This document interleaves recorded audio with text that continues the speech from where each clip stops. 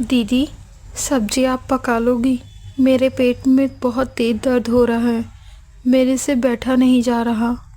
कोई नहीं छोटी, तुम जाओ देवर जी के साथ दवा ले आओ। नहीं दीदी, बस थोड़ी देर लेट जाऊं तो क्या पता आराम ही मिल जाए। तो जाओ ना छोटी, तुम जाके लेट जाओ, मैं खाना बना लूँगी। छोटी बहू, अगर पेट में दर्द है तो तुम विक्रम के साथ जाके दवा ले आओ। इतनी लापरवाही क्यों करना? नहीं माँ जी, जरा सी बदहजमी हो गई है, अभी ठीक हो जाएगी। थोड़ी देर बाद। देवर जी, माँ जी, छोटी, सब आ जाइए, खाना बन गया है। बहू, दाल बहुत बढ़िया बनी है। हाँ दीदी, पर दाल चावल के साथ अगर मिर्ची फ्राई मिल जाती तो मज़ा आ जाता। कोई नहीं छोटी, मैं अभी ले आई। काव्या तुरंत मिर्ची फ्राई ले आती है। छोटी बहू, थोड़ा सादा खाना भी खाया करो। तुम रोज बीमार पड़ जाती हो, कभी तुम्हें बदहजमी हो जाती है। इतना फ्राई खाना नहीं खाया करते और मिर्च मसाले भी कम खाते हैं। बड़ी बहू रोज अकेले काम करती है।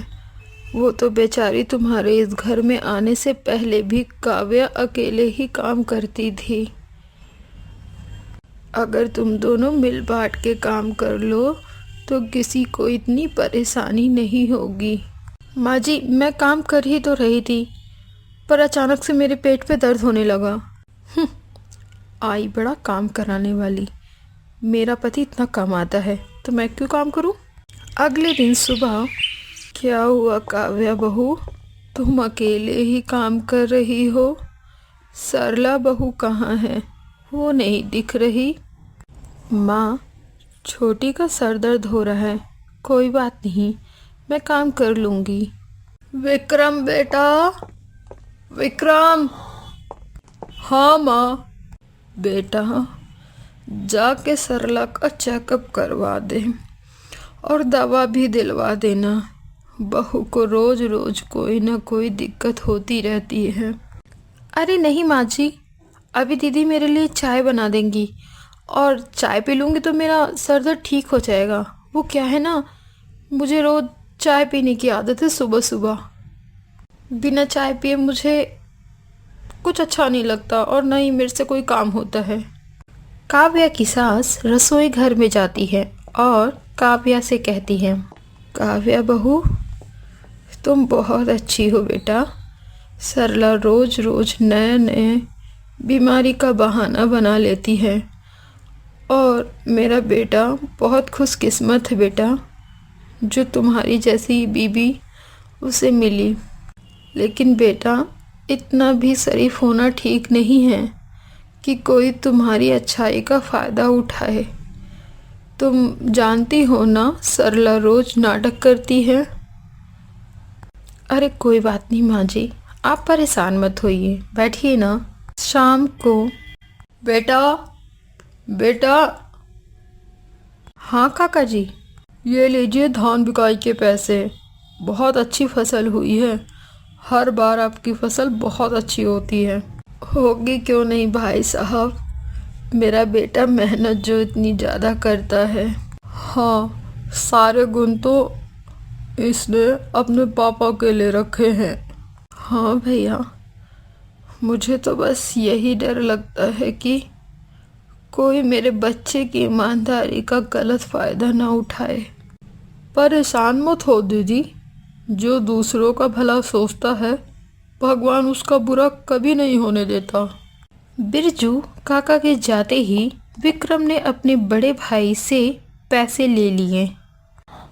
लो भैया, ये आधे तुम्हारे और आधे मेरे। बेटा, खेती में तो तेरा भाई अकेले काम करता है, फिर हिस्सा किस बात का?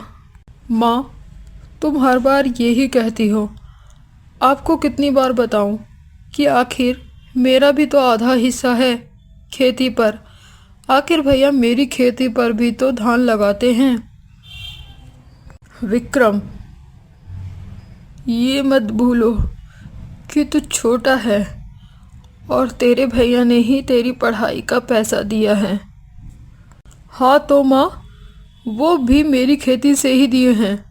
मेहनत करते हैं तो मेरी खेती पर भी तो वही सारे धान उगाते हैं। अगले दिन माँ, भैया, मेरी जॉब लखनऊ में ट्रांसफ़र हो गई है तो मैं और काव्या लखनऊ शिफ्ट हो रहे हैं। पर बेटा, मेरे बुढ़ापे में तुम मुझे छोड़कर जा रहे हो। माँ, भैया तो है ना, और लखनऊ कौन सा लंदन में है। ठीक है बेटा, जब तूने फैसला कर ही लिया है तो ठीक ही किया है। अब विक्रम और काव्या घर छोड़कर लखनऊ चले जाते हैं। कुछ दिन बीत गए। भैया, माँ तो रही नहीं और मैं यहाँ रहूँगा नहीं, तो आप मेरे हिस्से की ज़मीन मुझे दे दो। मैं उसे बेच के लखनऊ में ही चला जाऊँगा। पर छोटे, ज़मीन बेचनी क्यों?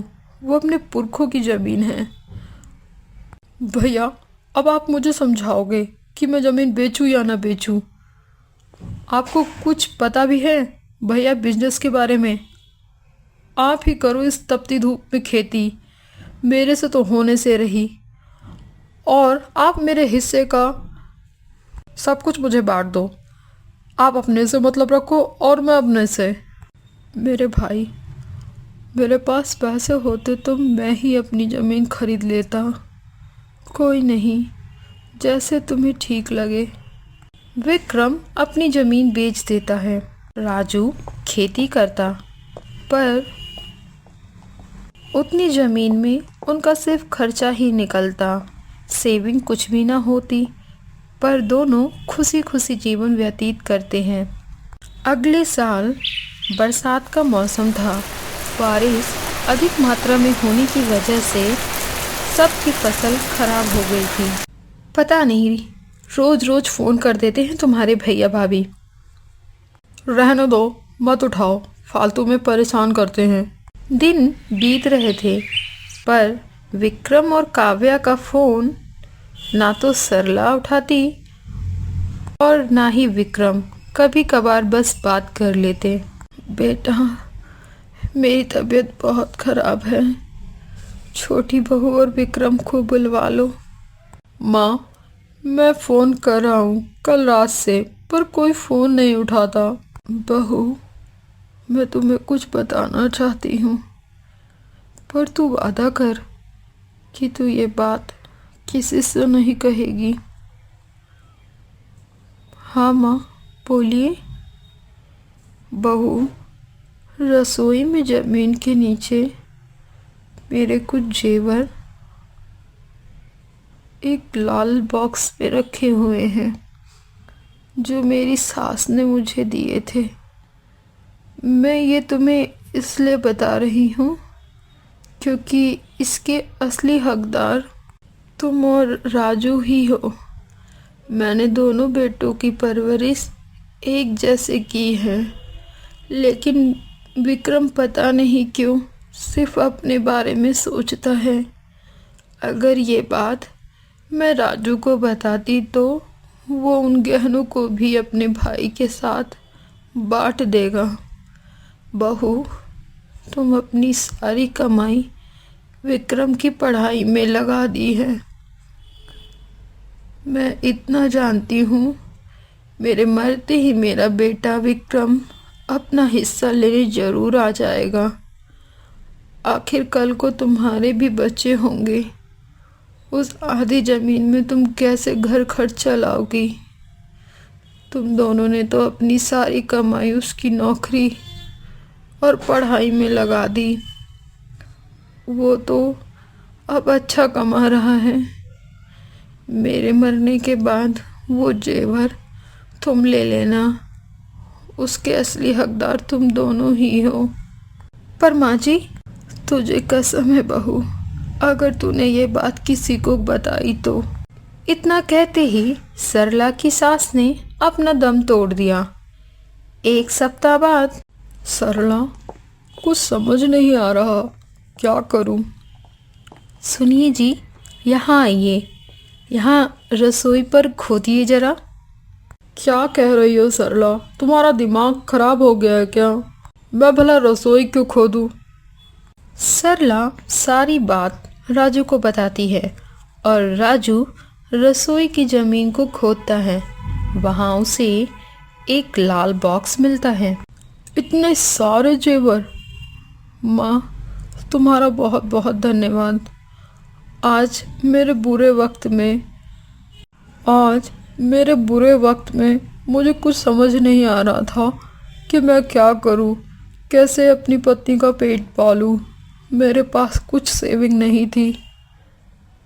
सुनो जी, हम दुकान खोल लेते हैं राशन की और थोड़े सस्ते दामों पर राशन बेचेंगे, जिससे गांव वालों की इस बरसात में मदद हो जाएगी और हमारा भी खर्चा चल जाएगा। हाँ, तुम ठीक कह रही हो। हाँ, मैं कल ही राशन खरीद लाऊंगा। राजू ने दुकान खोल ली। अब सभी गरीब लोगों को सस्ते दाम में राशन मिल गया। दिन बीतते गए। राजू और सरला अपनी ईमानदारी के कारण पूरे गांव में प्रसिद्ध हो गए।